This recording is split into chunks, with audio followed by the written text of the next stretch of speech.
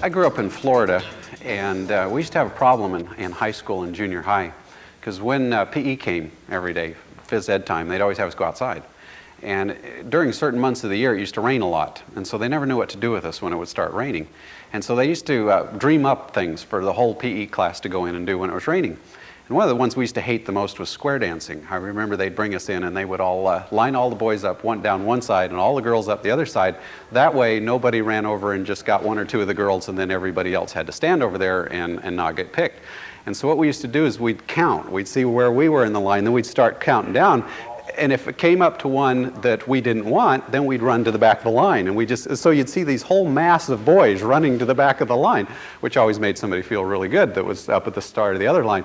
But I remember one day that it was pouring down rain outside, and they came over the intercom and they said there would be no outdoor PE that day, and we all groaned because that meant we were all going to have to go into square dance. But then they said something that was the first time they'd ever said this, and this got our interest up, and that was they said, we want all the boys to report down to the gym, and we want all the girls to report to the cafeteria. Now this is the first time that they had split us up, so we thought, aha, something interesting is going to happen. So we went down and they took us all into the gym, and the PE coach, Mr. Roberts, got up in front and says, boys, I need to talk to you about something very serious today. I want to talk about disease. And about that time the lights go down and a big screen lights up in the back and they start showing us diseased parts of people, basically getting everybody very ill. And as this was going on, they were also explaining how you got these diseases, which most of us had never heard of at that point, but I must admit they had our attention. Now the thing that made this interesting was right in the middle of this, they said, and if you catch this disease, you need to go to a doctor immediately. Well, about that time, my appendix exploded.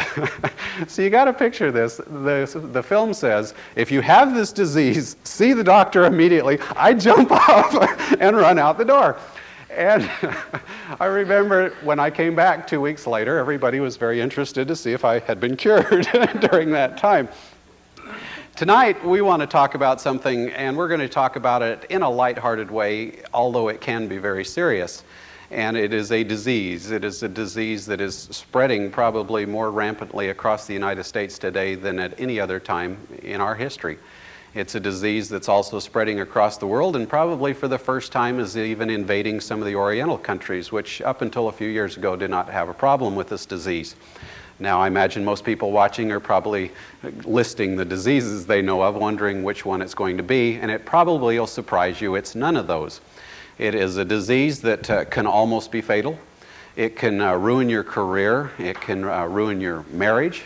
It is a disease that can make you a lousy parent. It is a disease that can make you a lousy child. It is a disease that can ruin friendships. It can cause your sports career to go down the tubes. It can cause you to get fired from a job. It can cause you to be poor.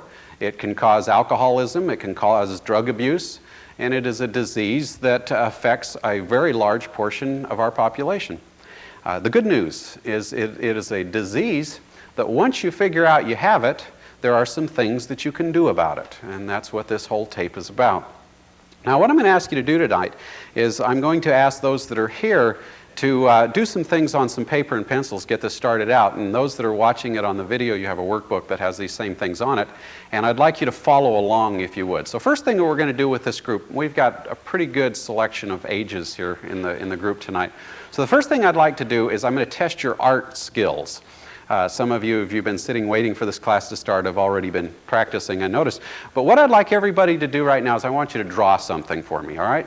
And we're not going to take very much time because we don't have a great deal of time, but I would like everybody to draw a picture of a person, all right? I'd like everybody to draw a picture of a person. Now, it doesn't matter who you draw, it doesn't matter how you draw it, but just simply a picture of a person. Now, the only problem is you've got about 1 minute to do this, all right? So draw a picture of a person. The only thing I ask is that you do not look at each other and look at a person next to you or copy off their picture.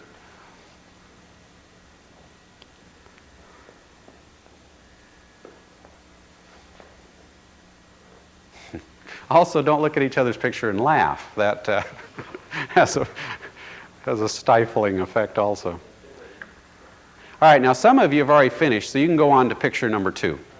Picture number 2 is I would like everyone to draw a picture of a tombstone, a grave marker. Now before you draw it, let me tell you what you're going to do with it, because that might make a difference as to how you draw it. A long time ago, we used to put epitaphs on tombstones.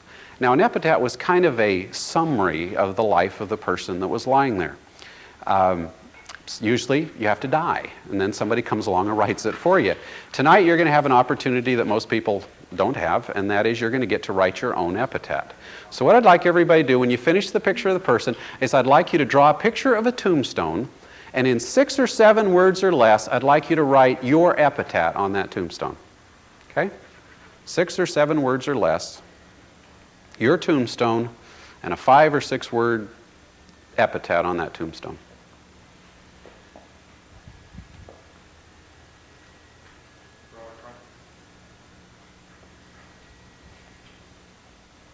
Some of you are getting very creative.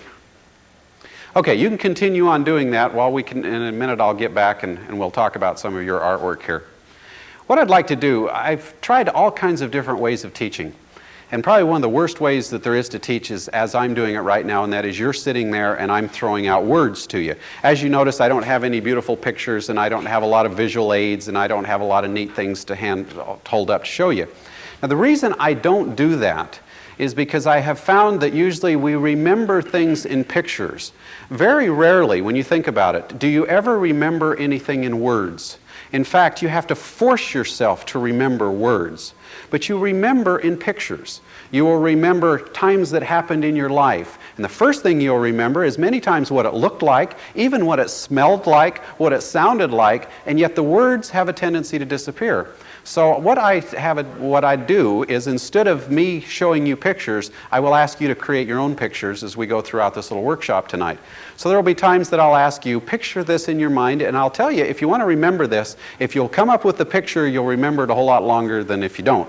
So, first picture I'd like everybody to think about. I'd like everybody to remember the last time that you visited a hospital.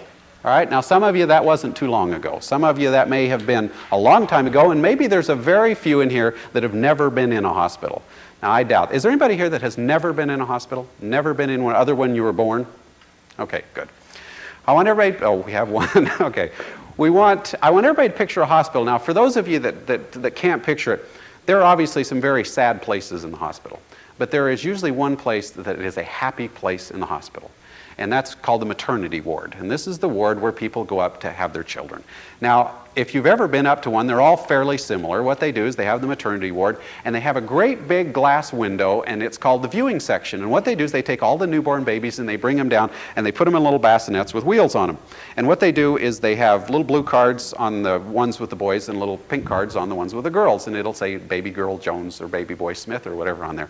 And what happens, a long time ago, if you ever went up to the hospital, you couldn't get into the maternity ward unless you were like the parent or the grandparents. But nowadays in most hospitals, they let it, you can bring the neighbors up and you can bring all the kids. And so we get these great big crowds around these viewing windows. And I used to live out in a place that they had a very high birth rate, a lot of kids. And they used to get so many babies, they couldn't get them all up to the window at the same time. So the whole room would be full of babies. And it used to be interesting to watch what people do. They'd come up and they'd look for the baby they came to see. And if they couldn't find him, they'd write their name on a little card and hold it up to the window. And then the nurse would come over and she'd grab one little kid that nobody came to see that night and she'd stick him in the back. And then they'd put the one up that everybody came to see. And then if you came up, and if you ever looked down and the one you came to see was really ugly, you just pretend like you were looking at the one next to it. See, and that's how that worked. So I want you to picture that room, if you would, for a minute. And if you look down, each of the little babies is lying there. And some of them are crying, and some of them are asleep, and some of them are just kind of looking around at this brand new world. And I'd like you to picture each one of them lying there. The first time this ever happened to me, and this has been a lot of years ago, a thought hit me, and that is how equal all these little kids start out. You know, as I walked along, sure there were differences. There was difference in coloring of skin, and there was difference in length, and difference in weight, and there was a lot of difference in hair among some of them as you look down the line. But you know, they all look pretty equal. They're all starting out, they were all born on almost the same day. And then I used to have this thought, what would happen if we took all those kids out and for one day we had a 30-year reunion? We went back and we invited all the kids back that were born 30 years ago and had them fill that room. So I want to ask you a question. If they really did start out pretty equal that day they were all born, how equal is that room full of adults going to be 30 years from now? Well, it won't be very equal at all. First thing that we'll have is what I guess society, and I hate to use labels, but society calls the successes of society and the failures of society. Failures, those are the ones that went out into this world, and instead of them going out and grabbing hold of the world kind of grabbed hold of them instead, and it shook them, and all of a sudden you hear about people who can't cope, and they drop out, and they burn out, and they disappear, and we hear about drug abuse, and we hear about alcohol abuse. People that are out there just barely holding on every day is a challenge to keep their job or to raise their kids or to go to school. It's hard. I don't have any friends. I don't feel good. I'm not getting along well with my parents, or I'm not getting along well with my child. And each day of life is a struggle, whether that be a financial struggle or whatever. Then we have the people in the room that come back, and they're the successes of society. And again, success is a hard word to use because everybody has your own definition of success. But these are people that I always picture it, that they went out, instead of letting the world take them and carry them through their lives, they went out and grabbed hold of the world. And they're out there giving to it, and they're the ones that are the successful teachers, and they're the civic leaders and the church leaders, and they're the good parents, and they're the kids in school that are going through and they're learning and they're happy and they're giving to other people around them. And then if in any group, if it was large enough, let's say this was the group that gathered back there in that hospital a few years later, 30 years later, there would be a couple that wouldn't show up. They wouldn't be there at all for the reunion. Now, the reason that they didn't come back isn't because of sickness or because of accident. It's because they decided not to be there, and it's called suicide. Now, I don't know whether you've ever really thought about suicide, but there's some things that are very staggering. The highest mortality rate, or the thing that kills the most young people in this country, number 2 next to automobile accidents, is suicide. 1 in 3 people during their lifetime will be affected very closely, a close relative, by suicide. 1 in 3 people consider very seriously at some time in their life committing suicide. Now I want you to think just for a minute, what does suicide mean? How bad would life have to get that you actually consider that? Well, at some point you suddenly say, I may not know what death may bring, but it can't be any worse than this life is. And you check out. Now, my mind works kind of strange at times. And as I was going along looking at all those little babies, and if you could picture that in your mind again, if you're 16 years old right now, it was just 16 years ago you were lying there. If you look down and you see every one of those little kids, what is it that's going to make the difference with some of those kids that's not going to happen to the others? Right now, can you pick the one out that's going to commit suicide as they're all lying there? Okay, that was kind of tough. Can you pick out the successes? As you walk down, can you say, aha, that one's a boy, he's going to be a success. No, that one's this color. You can't. And so you've got to ask a question, and that's so important to what we're going to be talking about tonight. What is it that makes the difference? What is it that is going to happen to some of those little kids over the next few years, or the next lifetime really, that isn't going to happen to some of the others? Are they going to sprinkle a little bit of magic dust on some of them? What is it that happened to some of you that didn't happen to your brother or didn't happen to your sister? What is it that perhaps happened to one of your parents and didn't happen to the other one? Why is it that some people grow up and are so happy and successful in this life, and other people who grow up right next to them grow up and it's totally miserable? Well, I teach a lot of school districts. I've given a lot of talks and a lot of workshops to PTAs and school teachers and whatever. And a lot of times I ask that question, what do you think it is that makes the difference? And I get an answer, and I'd like you to write this answer down if you would. When I ask the question, what is it that's going to determine whether you're successful or not? I get the answer IQ. Would you write that down? IQ. Now, if I remember correctly, that stands for intelligent quotient. Now, if you're in school right now, one of these days they're going to come along and they're going to give you an IQ test. And that's going to show how smart you are. Now, they'll never tell you, supposedly, what you got, although everybody I've ever met somehow knows, but they never tell us. I'm not sure. My grandmother taught first grade. She gave me an IQ test. And about 3 days later, she called up and told me I was a genius. See, and so I believed that the rest of my life. But most people don't get to find out. See, I'm one of the rare ones that learned early in life. I have a feeling she rigged the test a little bit, but anyway. IQ, intelligent quotient. Now, for this tape and this class tonight, we're not going to use that at all, and so I'd like you to put a big X through it. And in place of IQ, I would like you to write down I am and I can. I am and I can. We're going to talk about self-esteem tonight. Self-image. What you think of yourself. Now, this isn't what you tell your friends you think of yourself. This isn't when you stand up in front of a group what you tell everybody what you think of yourself. This isn't what you'd like everybody to think you think of yourself. This is what, deep down inside, when the doors are closed and you're all alone, what you really honestly think about your worth. How good you are, how acceptable you are, how talented you are, how smart you are, how good looking you are.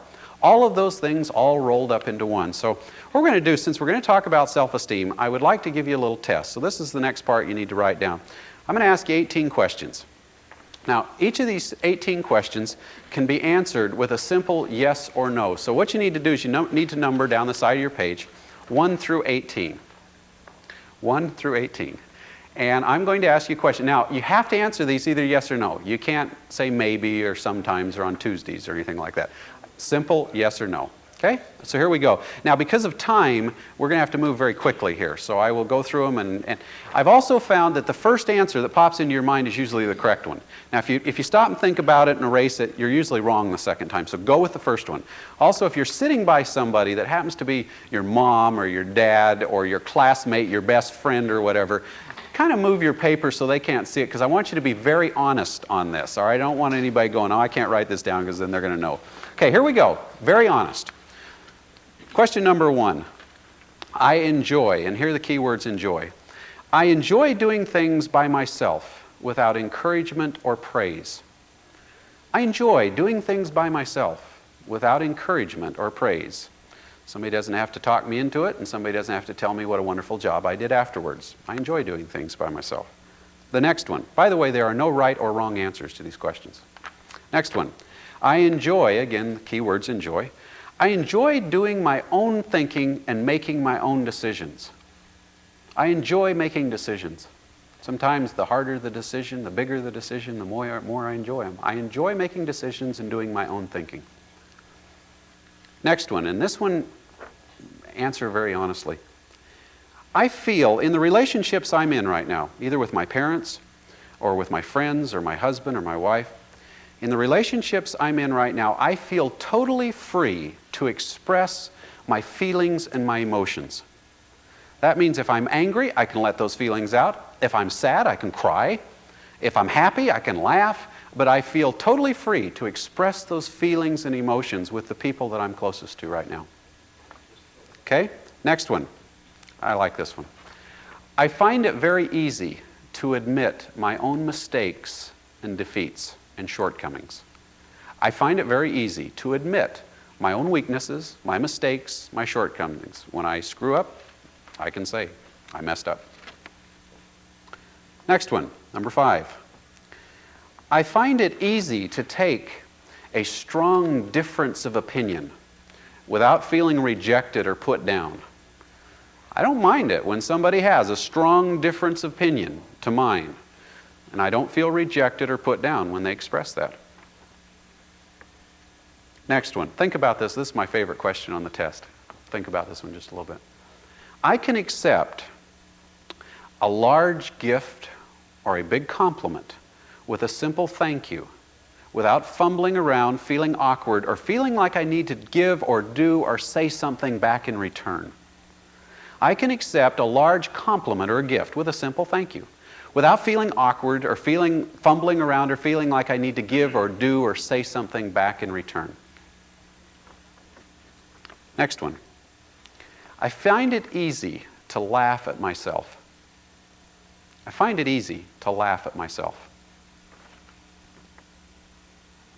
Next one. I feel totally free to express my convictions, my opinions, my feelings, even when they're different from those of my parents or those of my best friends. Now, this is a little different than the other question. When I'm talking about convictions and feelings, I'm talking about the big stuff, like your religious beliefs, or in some cases your political beliefs or whatever. I find it very easy to express my strong feelings and convictions, even when they're different from those of my parents. Now sometimes when I say parents, they think, oh, I'm talking to his kids. But even when you're 35, 40 years old, do you find it easy to express your convictions when they're different from those of your parents, to your parents? That's what I'm saying there, okay? Next one, I like this. This is an interesting question. I can be all alone without feeling lonely and without feeling the need to immediately turn on the radio or television.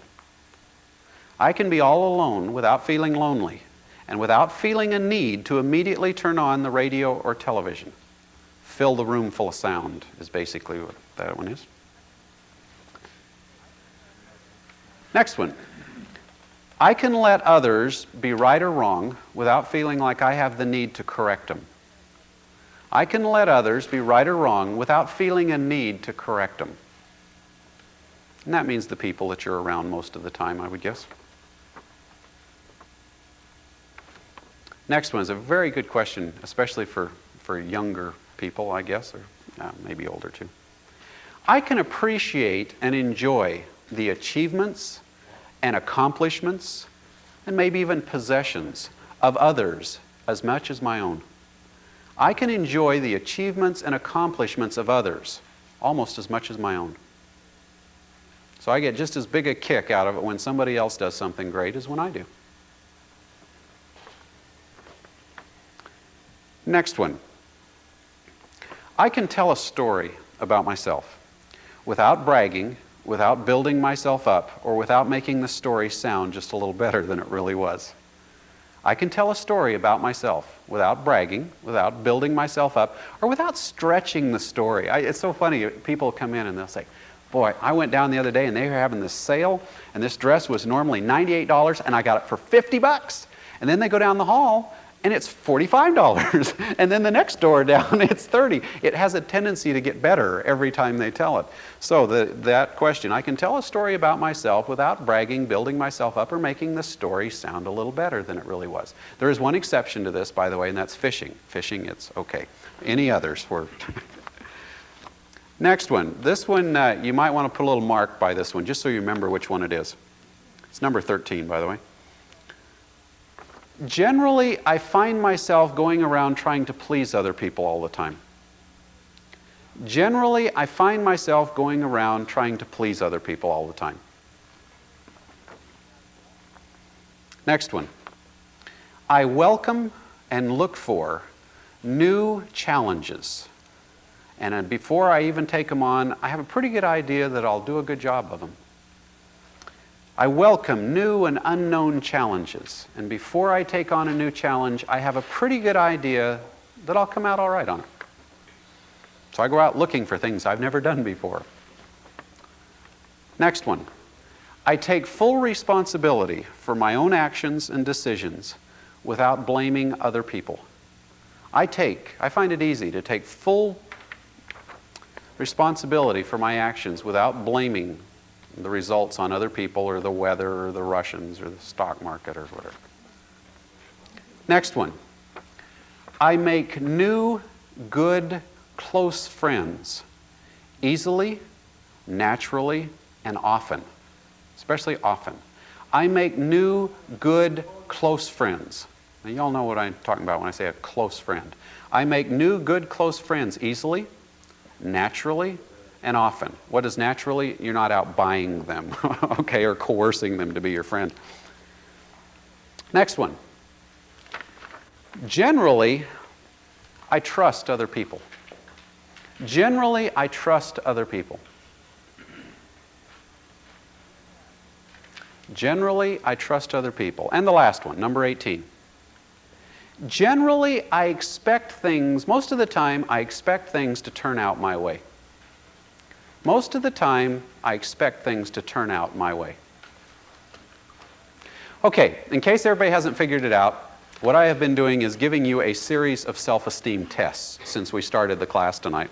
I figured that since we were going to be talking about self-esteem and we were going to be talking about ways of raising self-esteem, the first step, and by the way, the first step to raising self-esteem is to realize what kind of shape your self-esteem is in, no matter what your age. We find out where it came from, then we realize what shape it's in, and then we figure out what we can do about it. So I'd like you to look at your paper, and let me give you a basic idea of what kind of shape your self-esteem in. First of all, I'd like you to look at the picture. Most of you, just soon we skip that one down the line. Okay, did you know that if you take a group of first graders, 50, 60 of them, and you walk into the room and you tell them all to draw a picture of a person, and you don't tell them who to draw or how to draw it, that by looking at their pictures you can get a pretty darn good idea of the self-esteem of every child in that room? Now the only thing there is everybody should be using the same size piece of paper, but if they are, you can. So I figured that since we subject little kids to that, we ought to do it to you too. So I want you to look down at your picture and I'll tell you a little bit about your self-esteem. First of all, generally, the larger the picture, the higher the self-esteem of the person drawing it. The larger the picture, the higher the self-esteem of the person drawing it. Some of you are in big trouble. It's a good thing you came tonight. Okay, now you've got one chance to come out of this, by the way. So anyway, the larger the picture, usually the higher the self-esteem of the person. The smaller the picture, the lower the self-esteem of the person. And you can't say either the smaller the piece of paper because you all had the same size piece of paper tonight. Okay, now, as I mentioned, there's another way to get out of this. Usually, the more intricate the picture, the higher the self-esteem of the person drawing it, and the simpler the picture, the lower the self-esteem. So all of you that have the little tiny stick figures, you're the ones I need to talk to for the next little while here. Okay, that gives you an idea. Now, let's go to the tombstone. I think the tombstone is pretty self-explanatory.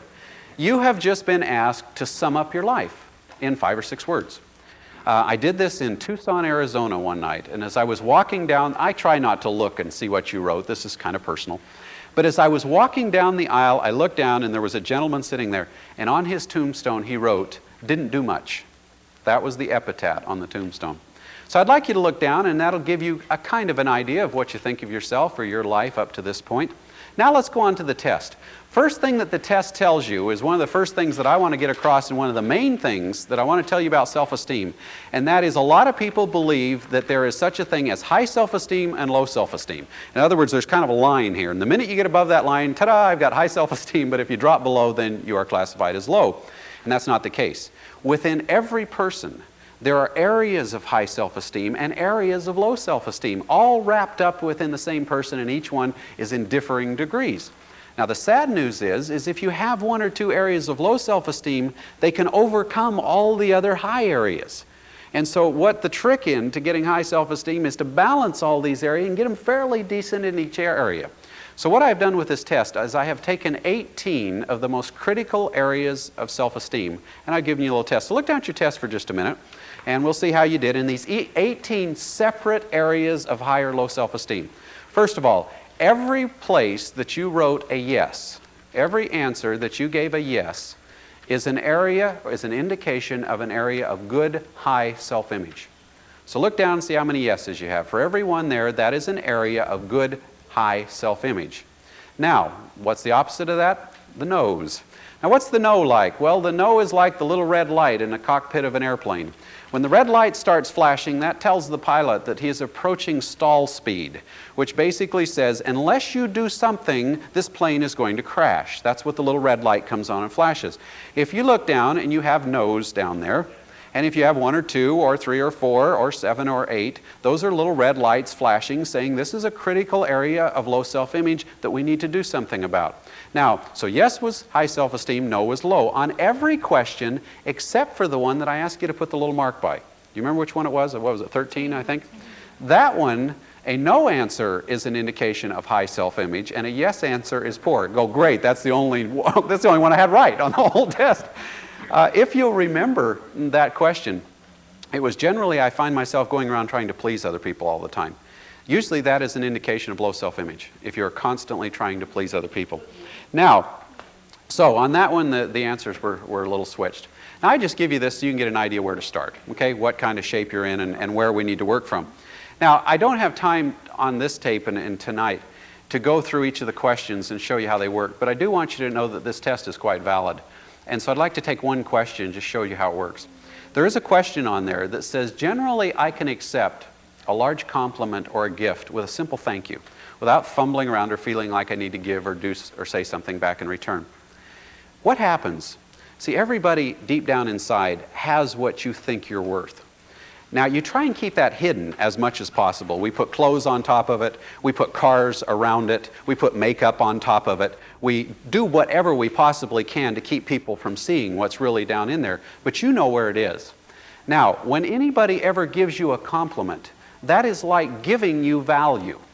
If I walk to you, and Chad's sitting here, and I walk up to Chad, and let's say he's just given a speech. And I walk up to him, and as he's walking out the door, I say, Chad, I want you to know that is probably the best speech I have ever heard in my life. Now, have you ever gone up and given somebody a compliment and they start going, I really didn't prepare and I had a headache and that wasn't the best one. And by the way, you sure give good speeches too. Have you ever given somebody a compliment and they start acting like that? Well, let me tell you what happens. When you give a compliment, it's like giving someone money. You're giving value. So I walk up to Chad, and that compliment's worth about 100. So I walk up and say, Chad, that's the best speech I ever heard in my life. I give him that 100. The 100 goes in, and deep down inside, without anybody knowing, Chad is worth 50. And that's all Chad's worth, according to Chad. So how does he feel? Well, how do you feel, most of us, when you go to the grocery store, and they're supposed to give you $1 in change, and as you're walking out, you glance down, and instead of giving you a 1, they gave you a 10. How do you feel? Pretty good, huh?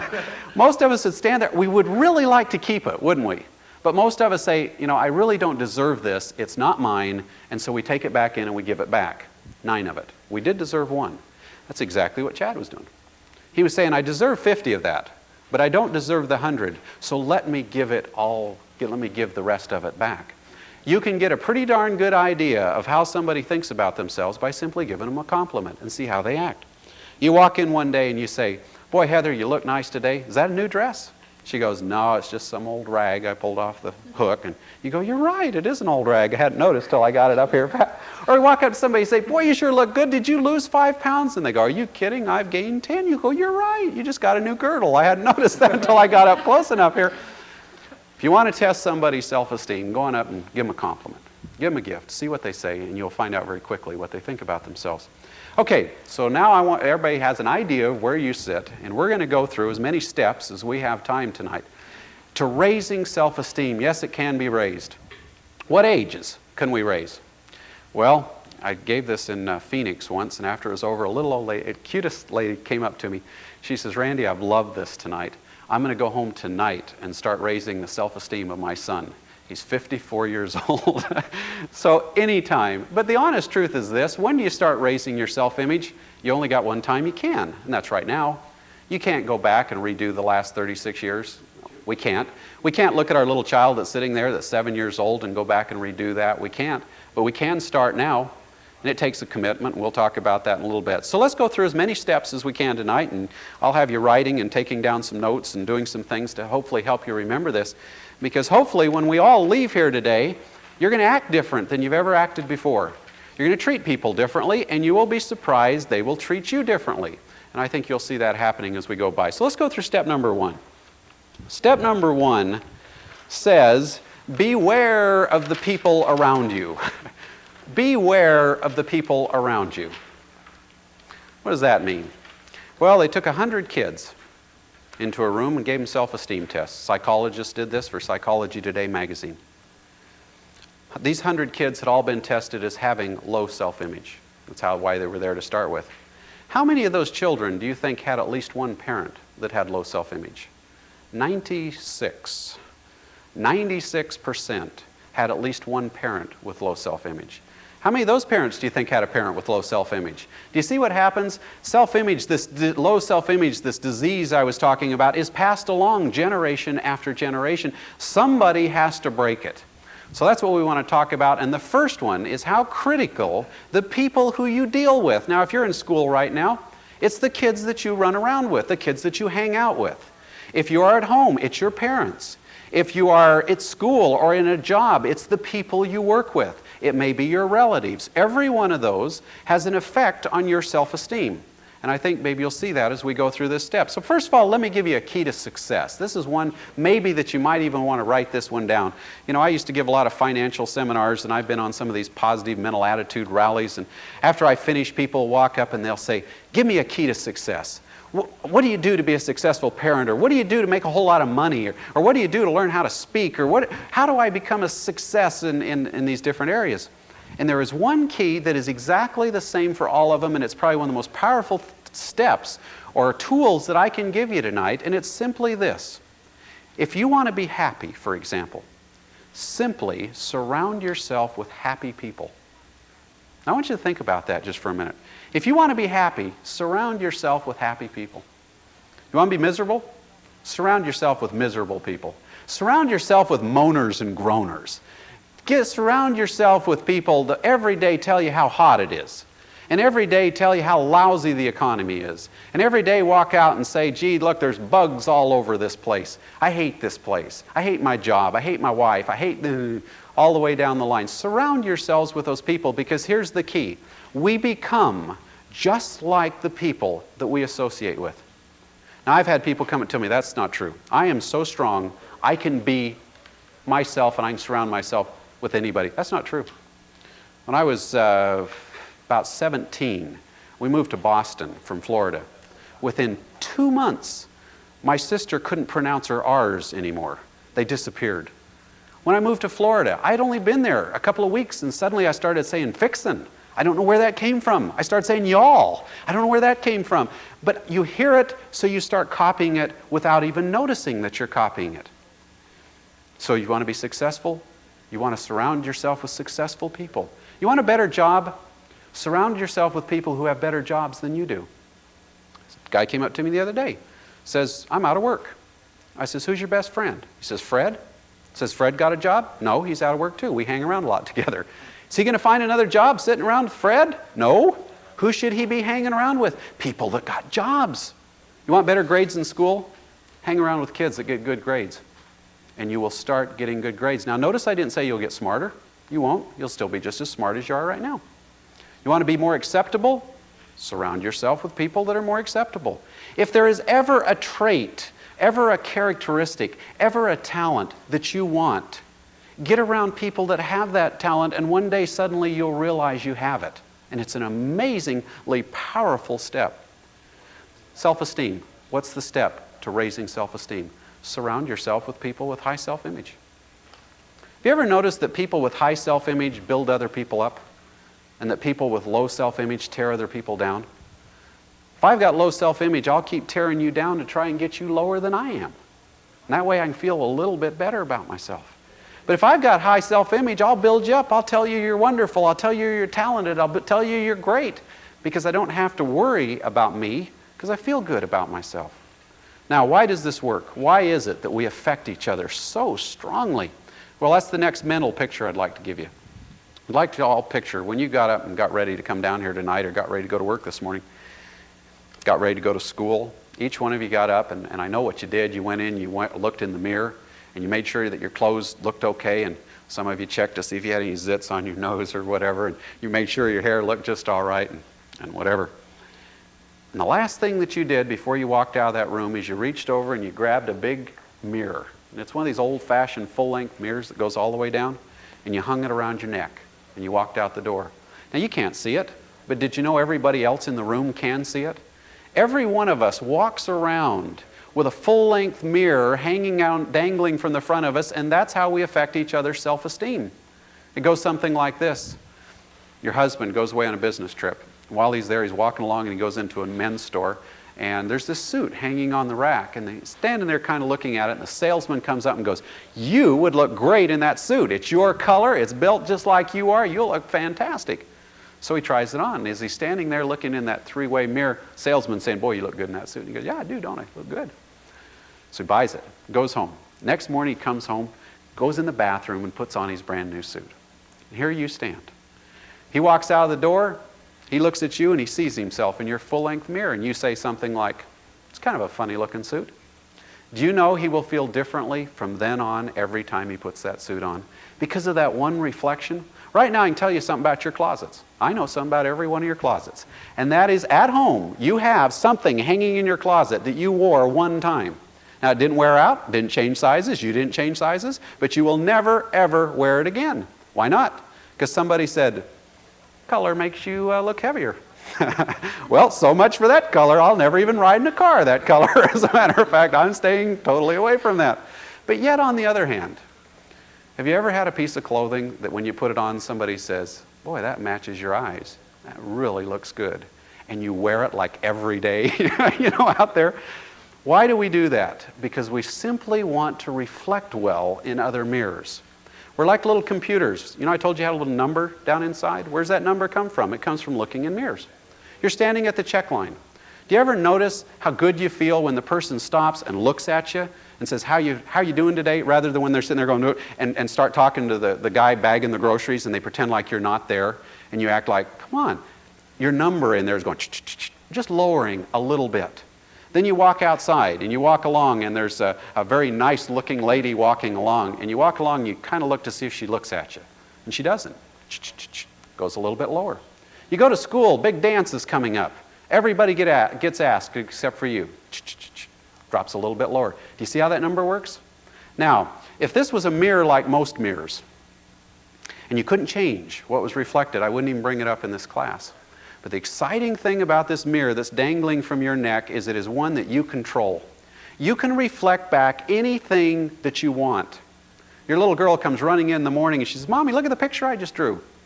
Do you know you can reflect back whatever you want? You can turn around and make her feel like the greatest artist that has ever lived.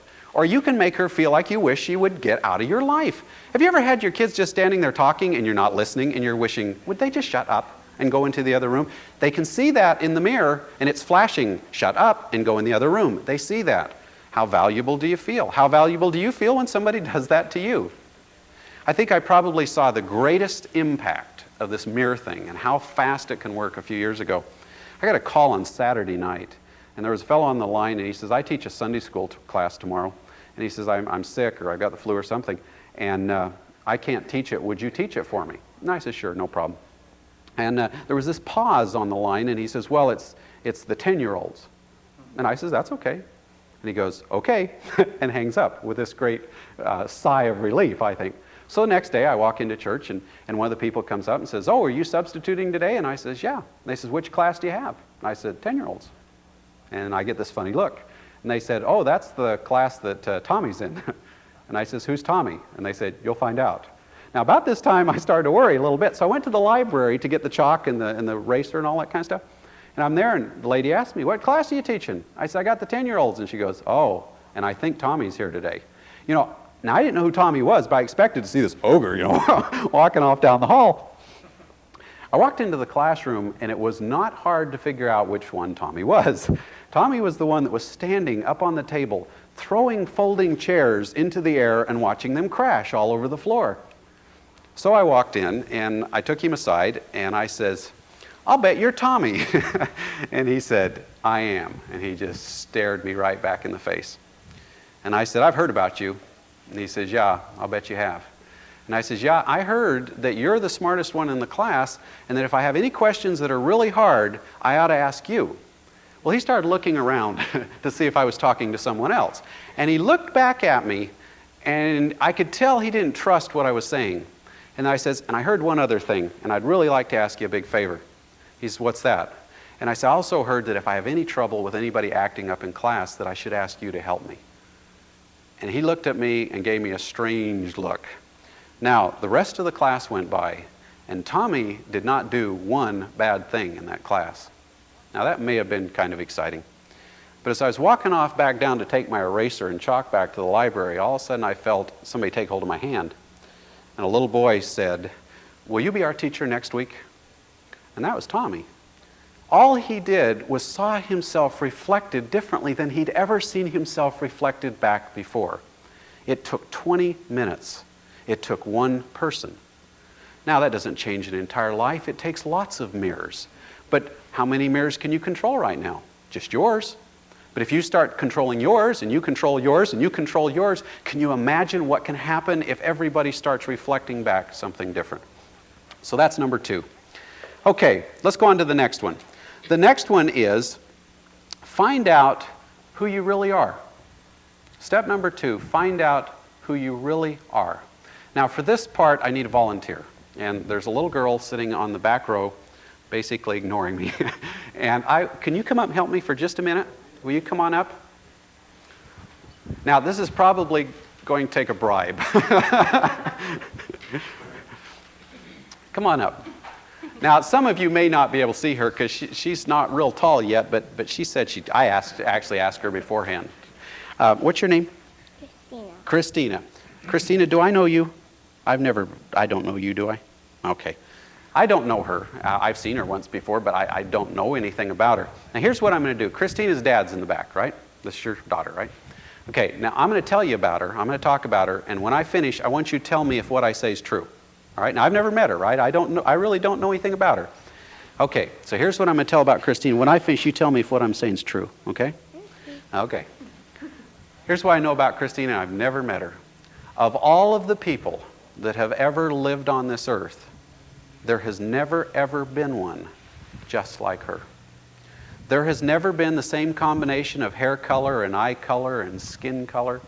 There's never been the same combination of hopes and fears and desires and dreams. And you know, she's one of a kind. She's special. How am I doing? Doing pretty good? Is this true? Okay, you can go on back. Thank you. I had one of the neatest experiences I can remember. I was in a PTA, and I looked around. There were just parents sitting there, and I was coming to this part, and I needed a volunteer. And it's not fun with parents. You know, they're just not as fun. And so I looked back, and sitting in the back was a little boy, and he was turned around. He's playing one of those little hand video games. I could hear it beeping during the class. So I says, the little boy in the back, and he looked up at me, and I says, what's your name? And he says, Johnny. And I said, would you come up and help me? He said, no. And I says, oh, please. And then I had a little book, a kid's book I wrote, and I said, I'll tell you what, if you come on up, I'll give you one of these books free. And so he came up. Bribery, great way to work with kids. And so he came up, and he was so small that I had to stand him on a chair so everybody could see him. I put him on like a stool, and so he was standing like this. And I put my arm on his shoulder, and he was way over here, you know, and as I got my arm, he moved even a little farther. I was afraid he was going to fall off the chair. And so I started talking about him. And I started talking about how unique he was, and how special he was, and how there'd never been anybody just like him, and an amazing thing happened. The more I talked about him, the closer he got to me. And by the time I finished, he was glued to my side all the way down. It feels good. Now, the step to self-esteem is you have got to feel that way about yourself. If you're a parent, you have got to make your children feel that way. That they are one of a kind, they are special, they are unique. There's never been anybody just like them. And you know what? There never will be anybody just like them. Do you know this is a rule of economics, by the way, that I'm teaching right here? Did you know that there's a law of economics that says if there's a lot of something, it isn't worth very much. But if there isn't very much of something, it's worth a whole lot. Gold, for example. Why is gold worth more than coal? Because there isn't very much of it. So we've all learned that if something is special, something is unique, it is extremely valuable. But if something is only one of a mass, it isn't worth anything. Now, what does television teach you? Does television teach you that you're one of a kind? No, you're a mass. You're one of millions. They run a TV show now, and they'll pull it off the air unless 28 million people watch it. What if just you watch it? Doesn't count. What if just you buy Coca-Cola? Doesn't count, because you don't matter. What if you're the only one that buys this shirt? Next month it won't be there anymore, because they won't make any more like this because you didn't count. Do you see how the world, if they put a concert on and 20,000 people don't come, it wasn't a good concert. I walked into a PTA once. They had 100 chairs set up to listen to me. 4 people showed up. Guess they weren't excited about listening to me. PTA president came up and says, I'm really sorry. Unless we have the kids doing something, their parents don't show up. And I really apologize. And I said, that's okay. 4 showed up. Let's talk to them. Because again, it's that mentality that one isn't worth anything. That one is somehow insignificant. And yet we all know, right now, if you have a 57 Thunderbird at home sitting in your garage, you will treat that car better than a brand new 1991. Why? Because they don't make them anymore. Have you ever thought that if you feel that way about a child, you'll treat them differently? If you suddenly say, they don't make this anymore. This is one of a kind. I will treat it differently. Okay, here's what I want to do. I want to go through a whole bunch of steps. I want to go through a whole bunch of steps of how to make people feel one of a kind, special, unique. Now, this can be you. This can be a young child. This can be an adult. This can be your mom that you might want to get doing these things. These are all things that will make people feel one of a kind, special, unique. So let me go through them, and I will go through them very quickly. And some of them, like I say, are for little kids. Some of them are for people just a little older. But let me just give you some ideas, and then I'd like your thought process to continue. First one for little kids. Or I shouldn't say little kids, because we did this in a high school once and had tremendous results. We asked everybody to write a TV commercial. We wanted everybody to be a budding TV commercial writer. And so we had them do a little story box with the squares of the actions and then write the copy down below. Now there was only one thing they had to do, and that is that they had to, the product that they were selling in the TV commercial was them. They were selling themselves on a TV commercial. Now, why would we do that? How would that make a person suddenly understand something about themselves that's good? Because every person knows that you never say anything bad about a product in a TV commercial. You never say, buy these tires, they're crappy, last you about 2 days, fall off your car. You don't say that. What do you say in a TV commercial? You say everything good about the product. So we had little kids get up and act those out. And they'd sell themselves, and they'd tell everybody why they were wonderful and why people should buy them. And they said things like, I'm honest, and that I'm happy, and that I do the dishes at night, and that I don't bite my little brother, which was a good one, I remember. They got up there and sold themselves. We have a tendency watching TV to always look at the negative. When you get up and see that Jacqueline Smith has long, shiny, dark hair, and you look at yours and you go, oh, mine doesn't match. My teeth aren't as straight. We have a tendency to always look for the bad. This forces us to look for the good. If you're a little older, write you a resume as if you were selling yourself. You notice in resumes you never say anything bad about yourself either. Yeah, I sleep a lot during the day, but and I am kind of slow and I can't add. But other than that, I would be a great employee. No, in a resume you say everything good about yourself. So that's the first one, a resume. Next one is we encourage people, adults, children, whatever age, to start keeping a diary. Now, I found something, and that is boys don't like the word diary. And if you say, I want you to write a diary, they're not going to do that. So there's some other words that you can use. Journal is one that works a little better. But you know what I found? I've had the best results with boys, and that is to call it a log. Now, why wouldn't boys mind writing in a log? Because they've been watching Star Trek for 10 years, and Captain Kirk has a log. What is he doing? He just tells what happened in that day. He tells about the Klingons that they ran into, or whatever happened, and what they learned from each of these trips that they took. That's what a journal is. That's what a diary is. That's what a log is. It can be on tape, for heaven's sakes. Nowadays, it could be on videotape, for that matter. Can you imagine how fun it would be to have your grandmother on videotape telling all about her life and the things that happened to her? Can you imagine how valuable that would be to you? Now, why does that build self-esteem? Because people are very strange. They have a tendency to judge their entire life, the worth of their entire life, on their latest actions.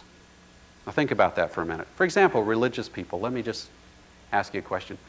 How many of you people that are religious believe that if you do one bad thing, you're a sinner, but you have to do hundreds of good things to be considered a good person? Now think about that for a minute. I've got to do hundreds of good things to feel like I'm a good person, but if I commit one sin, I'm a sinner. Haven't you kind of stacked the deck a little bit against yourself? You've lived 34 years and you went out and did something really stupid. Does that make you stupid? Because the last thing that you did was not the smartest thing in the world? What does a diary do? A journal allows you to see your life as a whole. It allows you to see your good times and your bad times. By the way, failure, does that build self-esteem or does that lower self-esteem? It depends. Failure, if you overcome it, builds self-esteem. Failure, if you never overcome it, tears self-esteem down.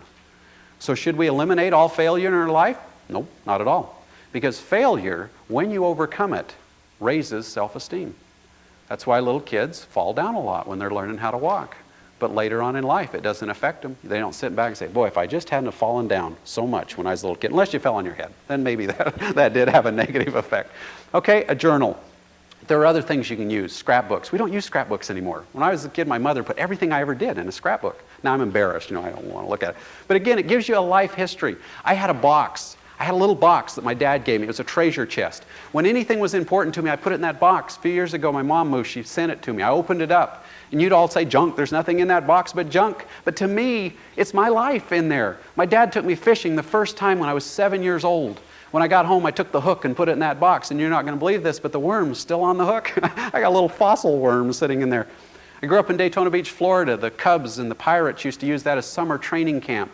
One day the Yankees came to town to play them, and as I was standing there, I looked up and there stood Micky Mantle. And I asked him if he would autograph my Little League baseball, and he did. And Vernon Law was playing, and he came over and autographed it too, and Whitey Ford. And it's in that box. It's starting to fade. Those guys must be getting real old. But I have cards from grandparents that are no longer living, telling me happy birthday and how much they cared about me. All that means something. So when you get down, you've got good things to help buoy that back up and make you realize that you're not a bad person if you're going through a bad time. All right, so some ideas. All right, let me see. The next one that I would mention is something to do with pictures. And that is simply having photos around that show you belonging and succeeding. Now for parents, if you have your son in Little League, take some pictures of him playing Little League, put him around the house. If you have a picture of your family, put it around the house, because it tells me that I belong. There's a little key, and that is things that we see often we remember. If we see it over and over and over again, it becomes embedded. I'm successful. I'm happy. I belong to that family. And in the next module, the next tape, we're going to be talking about that even a little more. So right now what I'd like to do is we're going to end this module with the steps that we have gone through today. And in a few minutes we'll start another one, and so we'll take a short break for a few minutes and we'll get on to the rest of the steps to raising self-esteem.